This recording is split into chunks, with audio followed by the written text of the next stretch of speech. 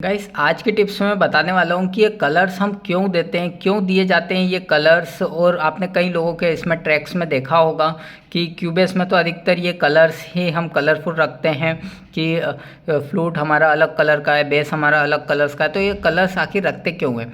ये कलर्स हम इसलिए रखते हैं ताकि हम इसको अलग अलग तरह से समझ सके कि जैसे कि फ्लूट है तो फ्लूट का पार्ट हमारा कहाँ बज रहा है, अगर रिदम है तो रिदम का कहाँ है, गिटार वगैरह अलग अलग ट्रैक्स पे मतलब अलग अलग ट्रैक्स पे चाहें तो अलग अलग तरह का कलर भी रख सकते हैं। या फिर हम ऐसे भी रख सकते हैं कि जो हमारी सॉफ्ट ट्यून है उसका कलर क्या होगा, फिर बेस का क्या होगा।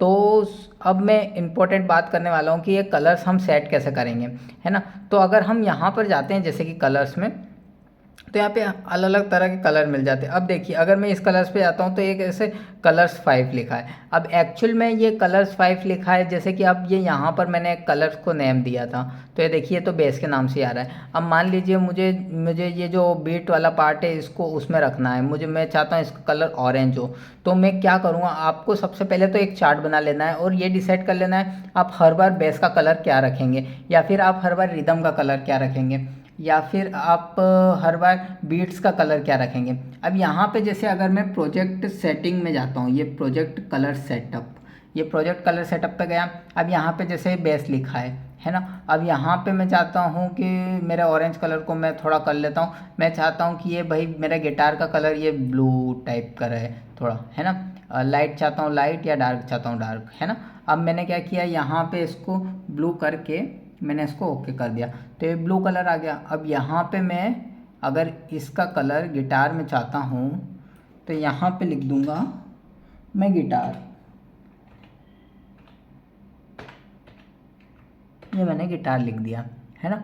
अब ये क्या हुआ कि मेरे गिटार का कलर हो गया, है ना, मैंने ओके कर दिया। अब यहाँ पर इसी तरीके से आपको हर कलर को अपने सेट करना है कि आखिर में आप किस को क्या कलर देंगे। ये मैंने गिटार का कर लिया, पर एक्चुअल में ये कलर इस तरह से वैसे नहीं दिए जाते हैं, ये सब रिदम के हिसाब से दिए जाते हैं। जैसे कि मेरा मेलोडी पार्ट है तो मैं मेलोडी पे क्या कलर दूंगा, जैसे जनरली यहाँ पर आप प्रोजेक्ट पे जाते हैं अगर, तो प्रोजेक्ट पे जाने के बाद मैं वापस गया कलर सेटअप पे।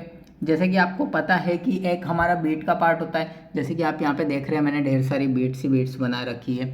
और दूसरी चीज़ ऊपर जैसे कि अगर मेलोडी है या फिर हारमोनीस है तो ये इस तरह से होता है। ये पर्टिकुलर इस हिसाब से नहीं होता है कि हम गिटार का कलर ये दे रहे हैं या पियानो का कलर ये दे रहे हैं। पर हम चाहें तो रख भी सकते हैं, ऐसा कोई ज़रूरी नहीं है। पर यहाँ पे मैं आपको सजेस्ट करूँगा कि आप फ्रिक्वेंसी के हिसाब से कलर दें। ये बेस तो बेस ही होता है क्योंकि ये तो एक फ्रिक्वेंसी है, तो जितने भी बेस को है वो यही कलर मिलेंगे।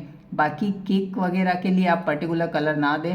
आप चाहें तो जैसे कि आपको किक को आप बीट्स पे रखें तो यहाँ पे लिखें बीट, ताकि आपको ये पता रहे कि जैसे कि ये मेरा कलर है। अब मैं चाहता हूँ बीट्स पे ये कलर रहे, तो मैं क्या करूँगा, इन सब को सिलेक्ट करूँगा। जैसे कि मैंने ये सबको सिलेक्ट किया, एक एग्जांपल देख लेते हैं। जैसे मैंने सबको सिलेक्ट कर लिया, ये सब मेरी बीट्स हैं, ये सब मेरे जो भी है बीच बीच में बजेंगे या फिर जो भी है ये बीट्स है मेरी। तो मैं चाहता हूँ बीट्स का कलर सबका वही रहे। अब मैं यहाँ आऊँगा तो देखिए ये क्या लिखा हुआ आता है मुझे, ये आता है बीट। तो ये बीट पे मैंने कर दिया क्लिक। अब ये शायद बराबर सिलेक्ट नहीं हुआ था, एक कोई बात नहीं।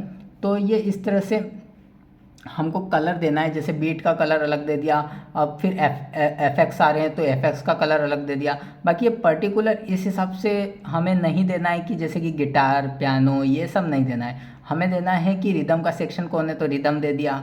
ऐसे करके आपको अपने कलर्स बना लेना है। यहाँ पे एक कॉपी पेन पे लिख लेना है ताकि आपका हर बार फिक्स हो जाए, आपको ये ढूंढना ना पड़े बीट्स वगैरह कहाँ हैं। तो आई होप ये वीडियो आपको समझ आई होगी। ये टिप्स मेरी फर्स्ट थी कि आप ताकि कलर्स को अच्छे से समझ सके, ताकि आप ये जान सके कि कलर्स देना इम्पोर्टेंट क्यों है। ओके फ्रेंड्स, मिलते हैं नेक्स्ट वीडियो में। मैं अगली टिप्स लाने की जल्दी से जल्दी कोशिश करूँगा। Okay friends, bye bye, take care, good night.